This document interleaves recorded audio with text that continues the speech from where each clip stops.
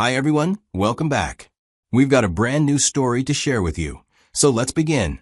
My name is Miles. Some marriages don't end with shouting or dramatic discoveries. Sometimes they end quietly. Distance builds little by little. Missed conversations, minor frustrations, nights spent apart even while living under the same roof, until one single moment finally forces you to see the truth. For me, that moment was my wife forgetting my birthday completely while spending the entire day with another man. A coworker. Hialoa. That was when everything snapped into focus. It made me realize what had been obvious for months. She had already checked out of our marriage, and I was the only one still trying to pretend things were fixable. Ivy and I had been married for many years by then. We started with real connection and hope, but slowly faded into a relationship held together only by routine. We weren't partners anymore, just two people who happened to live in the same space, sharing nothing but bills and silence. We met when I was 26 and working in a mid-sized company, and Ivy was a project manager at another firm. We clicked right away, and within weeks, we were going on dates. Everything moved forward naturally. We became exclusive, met each other's families, and moved in together after a year. 2 years after we met, we got married. The wedding was perfect, a small ceremony followed by a honeymoon in Hawaii. When we came back, we settled in and started building what we thought would be a strong, modern partnership. The first few years really were good. We shared values, supported each other's ambitions, had fun together, and surrounded ourselves with a great group of friends. It felt stable and promising. But slowly, problems began to appear. Just minor conflicts that we never actually solved. We would fight briefly, then avoid talking about it, hoping it would disappear on its own. It never did. We were both ambitious, both working long hours, and both carrying stress home from the office. That stress shaped how we spoke to each other. Sometimes one sharp comment at the wrong moment turned into an evening of cold silence. Sometimes days would pass without a real conversation. Resentment built up on both sides. Ivy said I was always buried in work, canceling plans, ignoring her, even when I was physically present. I felt attacked and misunderstood. To me, she was just as busy and career-driven as I was.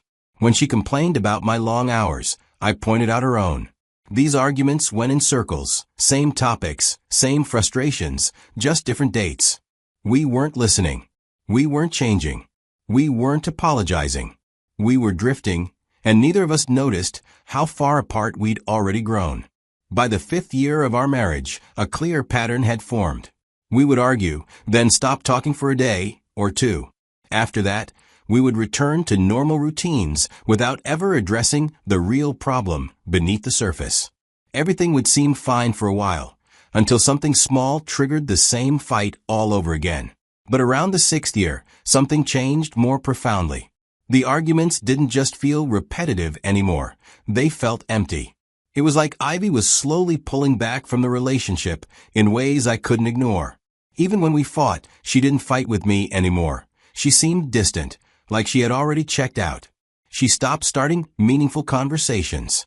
Our communication turned into nothing more than basic updates. Who was picking up groceries, which bills needed to be paid, and what time we had to leave for appointments. We barely talked about our feelings, dreams, or even the simple things that used to make us laugh. There was no emotional closeness, no interest in each other's inner worlds. She also began spending a lot more time at work. She often texted to say she would be home late because of deadlines or team dinners. Some mornings she left for meetings earlier than usual. And many weekends, she claimed she had urgent tasks that required extra hours. It felt like our home had become a place she visited, not where she lived. Our sex life slowly disappeared. We went from being intimate regularly to once every few weeks, and then to almost nothing at all. Whenever I tried to be affectionate or initiate something, Ivy would say she was tired, stressed, or simply not in the mood. She always promised, "We'll reconnect soon," but that moment never came. I convinced myself that it was just a difficult phase, and we simply needed time to get back on track. We had survived challenges before, so I believed we could survive this too. But deep down, I felt something different. The distance between us didn't feel accidental or temporary. It felt deliberate, like Ivy was slowly and intentionally pulling herself away from me. My 34th birthday was coming up, and even though things between Ivy and me had been tense for months, I still wanted the day to feel special. I wanted our marriage to feel normal again. A part of me hoped that Ivy would make some kind of effort. Maybe she'd plan something small or at least acknowledge the day. I expected my birthday might be a moment to reconnect after all this distance.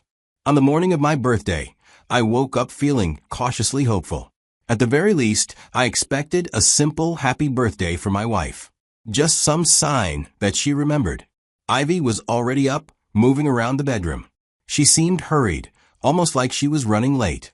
She dressed, fixing her hair, applying her makeup with slow, focused attention, and choosing her outfit. The whole time, she didn't mention my birthday, not even in passing. I kept waiting for her to turn and smile at me, to say the simple words I had been expecting. But she acted like it was any other ordinary morning. When she finally left the house, it was with a quick, distracted goodbye. No kiss, no worms, no birthday wish. Just the exact rush departure I had gotten used to. I tried not to make it a big deal. Things had been rough between us. Maybe she honestly forgot. I tried to be understanding, even though the silence stung more than I wanted to admit. I got ready for work and headed to the office, doing my best to shake off the disappointment. Throughout the morning, my phone buzzed with birthday messages. Friends texted. My siblings called. Even coworkers stopped by my desk after seeing the date on the office calendar. Everyone remembered, except the one person who should have meant the most. Nothing from Ivy. No call. No text. Not even a short happy birthday. As the hours passed, my mild disappointment began turning into real hurt. How does someone forget their spouse's birthday? And even if she forgot in the morning, how do you go half a day without realizing it? Without sending even a quick message? Around lunchtime, I decided I wasn't going to let the day fall apart. I would be the one to try. I would make the effort to bring us closer, even if she seemed uninterested. Maybe taking the first step would help us rebuild what we were losing. So I made a dinner reservation at Ivy's favorite Italian restaurant, a place she loved.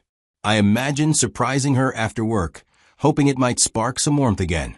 In the early afternoon, I called her to coordinate. Her phone went to voicemail. That wasn't unusual.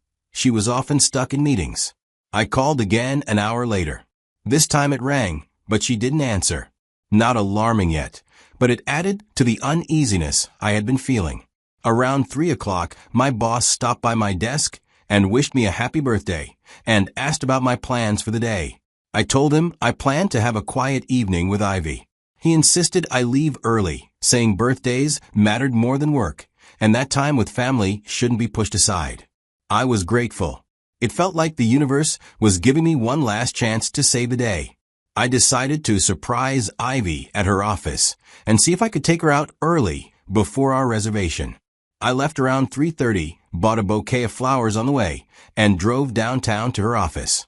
I pictured the look on her face when she saw me, shocked at first, then smiling.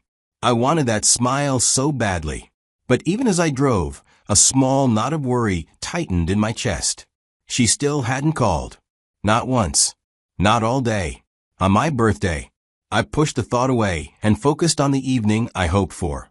I arrived at her office building around 4. Walked into the lobby with the flowers in my hand, feeling a little silly, but also proud of myself for trying. I went to the front desk, where I'd spoken to the receptionist many times before. I asked if Ivy was available and if I could go up to surprise her. The receptionist blinked, confused. She checked her computer and said casually, "Oh, Ivy didn't come in today. She called out this morning." My stomach dropped. Everything inside me went cold. I replayed the morning instantly. How carefully she got dressed, how focused she looked, how she said goodbye like she was heading to work. Nothing about her behavior suggested she was taking the day off. If she wasn't at work, where had she been? I thanked the receptionist and walked back to my car in a daze. I sat there in the parking garage, trying to understand. She had lied. She had left the house, dressed for work, but she had gone somewhere else entirely. On my birthday, after ignoring me all day, with her phone unreachable, I couldn't avoid the thoughts anymore. The distance, the coldness, the late nights at work, the lack of intimacy, the emotional wall she'd built. Was Ivy seeing someone else? Was that where she'd been today? Was that what had been happening for months? I didn't want to believe it. I tried to find an innocent reason, but I couldn't think of one that explained all of this. I drove home in silence, my mind spinning. Every scenario felt worse than the last. I tried calling her again. Straight to voicemail. Like her phone wasn't even on. I got home a little after 5. The condo was empty and silent. No note. No message. Nothing. I sat in the living room as the sun went down, holding the flowers I had bought for her. I waited for my wife to come home so she could explain where she had been all day and why she had lied about going to work. Ivy finally came home around 7:30 that evening. She walked in calmly, like nothing was unusual. She didn't look surprised to see me sitting there. She didn't mention my birthday. She didn't explain where she'd been all day. She just put down her bag and started her regular evening routine, as if this were any ordinary night. I watched her for a few seconds. It was like I was looking at someone I barely knew, someone who looked like my wife, but didn't act like her. I asked quietly, trying not to sound angry, "Did you see my calls today?" She barely looked up while kicking off her shoes. She said her phone had been on silent, that work had been crazy, and that she had been too busy to check any messages. So I asked again more directly, "Where were you today?" She told me she'd been at work. She said she had back-to-back meetings all day, and that was why she couldn't answer her phone. I paused for a moment. Then I said, "I went to your office this afternoon. The receptionist told me you called out this morning. She said you didn't come in at all today." Ivy froze. She suddenly stopped moving. Her face went through several emotions in a few seconds: shock, fear, and then something like calculation. She clearly hadn't expected me actually to check. She didn't have a backup excuse ready. But instead of admitting the truth or apologizing, she got defensive. Her voice sharpened as she snapped. "So now you're monitoring me? You're checking up on me? Going to my office to keep tabs on me? Why?" The shift was instant. She turned her lie into an accusation against me. Somehow, I became the problem in discovering the truth. And in that moment, something inside me became painfully clear. The marriage was already over. It had been dying for months while I kept hoping to save it. Ivy showed no fear of losing me. No guilt. No sadness. She was angrier about being caught than she was about lying. She didn't even remember it was my birthday. I said quietly, almost without emotion, "I think this marriage is over." I expected her to react, maybe argue, cry, or show some sign that our marriage meant something to her. Instead, she just looked at me with a cold expression, then turned and walked away. She went to our bedroom and closed the door without saying a single word. That night, I slept on the couch, realizing that my marriage had ended on my birthday. It was a painful realization. The next morning, Ivy walked out of the bedroom, got ready for work, and left without mentioning a word about what had happened the night before. No conversation. No effort. She acted like nothing significant had happened. Her complete lack of concern made everything clearer. I wasn't ending a healthy marriage. I was simply accepting a truth that had been there for a long time. Ivy had checked out of the marriage a month ago. She just hadn't bothered to tell me.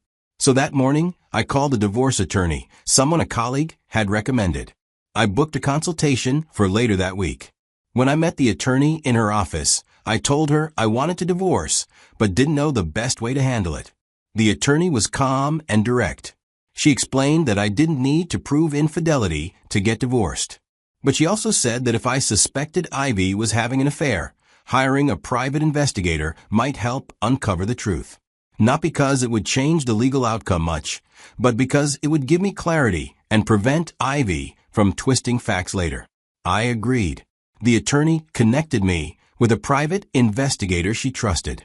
I met the investigator that same week and told him that I am hiring him to watch my wife I plan to divorce and gather information. About 4 weeks after my birthday, I filed for divorce. My attorney handled the paperwork and arranged for Ivy to be served while I was at work. I didn't want to face the confrontation directly. Ivy called me about an hour after receiving the papers. She sounded irritated, angry, and not remorseful. She demanded to know why I was doing this. She said I was overreacting. She claimed I misunderstood everything about my birthday. I asked again clearly, "Where were you that day? If you weren't at work, where did you go?" She paused. Then she admitted she hadn't been at the office. She said she had an off-site meeting with a coworker. She said it was last minute, that she forgot to tell me, that her phone died, that it was all just a series of innocent mistakes. The lie was too smooth, too practiced. It made me realize she had done this before. She was comfortable lying. She had excuses ready for any situation. I told her that from now on, we would talk only through our attorneys. I said I didn't want more explanations. The marriage was over, no matter where she had been that day. She changed tactics and said I was acting paranoid, that I was throwing away 6 years for nothing, that I would regret it. The gaslighting was obvious. She was trying to make my reasonable reaction seem like irrational panic. I ended the call feeling sick. I realized this pattern had probably repeated itself many times over the past year. Her lying, me sensing something was wrong, her turning it around on me, and me doubting myself. The private investigator worked for almost 6 weeks. During that time, he quietly followed Ivy everywhere she went.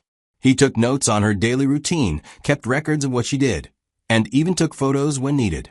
When he finally handed me his report, the results were painful, but not shocking. There were several hotel check-ins with the same male coworker. Long, comfortable lunches with him at restaurants all over the city. It was clear that nights when she told me she was working late, but she was actually at his apartment. It wasn't a one-time mistake, it was a pattern. A well-organized lie that had clearly been going on for months. The timeline the investigator built showed something important. The affair had likely begun about 10 months earlier. Suddenly, everything clicked. She didn't need intimacy from me anymore because she was getting it somewhere else. Her frequent irritation. She was stressed from juggling a secret relationship while pretending to be a loyal wife. The emotional distance. She had already invested her heart in another man. Even my birthday, the day everything finally hit me, wasn't special in her affair timeline. It was just another day. She chose him over me. Another day. She decided on secrecy over honesty. Another day, she let our marriage fall apart while she built something new behind my back. The divorce process lasted several months. Washington State's community property laws made splitting our belongings fairly straightforward. We had both worked throughout the marriage, earned similar incomes, and didn't have huge assets. In the end, we divided everything almost evenly without a big fight. What hurt most was that Ivy never admitted anything, not even when I showed her the investigator's photos. She stuck to her stories about late meetings and harmless lunches, acting as if I were paranoid or unreasonable for asking questions. She lied even when the truth was right in front of both of us. Her refusal to be honest during the divorce was, in some ways, more painful than the affair itself. She couldn't even give me the basic respect of the truth while our marriage was ending. She carried her lies all the way to the finish line. The divorce was finalized about 8 months after my birthday. By the following summer, we were legally separated, and the marriage was over. I never got closure from Ivy. No honest talk, no genuine apology, no acknowledgement of the damage she caused. Just more denial, more gaslighting, more pretending until we officially had no reason to speak anymore. But even with the truth in my hands, the pain didn't magically disappear. It didn't erase the months of being lied to. It didn't undo the betrayal or fix the damage done to my ability to trust. Looking back now, years later, I see things more clearly. I understand that most marriages don't collapse in one big, dramatic moment. They usually fall apart slowly, piece by piece. That's what happened with Ivy and me. Our marriage didn't end because of one affair. It ended because of all the little arguments we never fixed, the growing distance we ignored, and the silence that built up between us. The cheating was not the cause. It was only the final sign of a relationship that had already been dying. I also learned that when someone has emotionally checked out of a relationship, they become very good at lying. Ivy's calm answers, her excuses, her quick explanations, they came from months of practice. She had built an entire routine for living a double life. Betrayal doesn't happen by accident. It takes planning, secrecy, and a kind of coldness that slowly changes a person. I learned that trying to get the truth from someone who no longer cares about you is pointless. All the times I begged Ivy for honesty never worked. She had already disconnected from our marriage long before I found out the truth.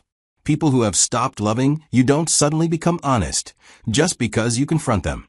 I learned how damaging gaslighting is. Ivy made me question my own memory, my own instincts, my own sense of reality. She lied so consistently that I started doubting myself. Recovering from that has taken time. I've had to slowly rebuild confidence in my own judgment. Most of all, I learned that being alone is far better than being with someone who has already left you emotionally. The months I spent trying to save the marriage, while she was secretly destroying it, were the loneliest months of my life. True loneliness isn't living alone. It's sleeping beside someone who has already abandoned you in their heart. I've made peace with how things ended. I know now that I couldn't have saved a relationship with someone who betrayed me so deeply and never showed genuine remorse. The marriage was over long before the divorce. Filing the papers was just admitting the truth. My life is completely different now. I live alone in a smaller apartment, the place I moved into after selling the condo Ivy and I shared. This new space is quiet, but it's mine. Every corner reflects me, not us. Nothing inside reminds me of the pain I went through. I haven't dated seriously since the divorce. I've gone on a few casual dates, but nothing has turned into a real relationship. I'm still careful, still guarding myself, still learning how to trust again. But I'm not closed off. I know that one day I can have a healthy relationship with the right person, someone honest, someone steady, someone who means what they say. I'm not bitter about love. I'm just wiser about who I let close to me. I know now that I deserved loyalty. I deserved honesty. I deserved a partner who cared enough to work through our problems instead of running into someone else's arms while pretending everything was fine. Please tell me what you would have done if you found yourself in a situation like this. How would you react? What decision would you make? I want to understand how someone else might handle such a difficult moment.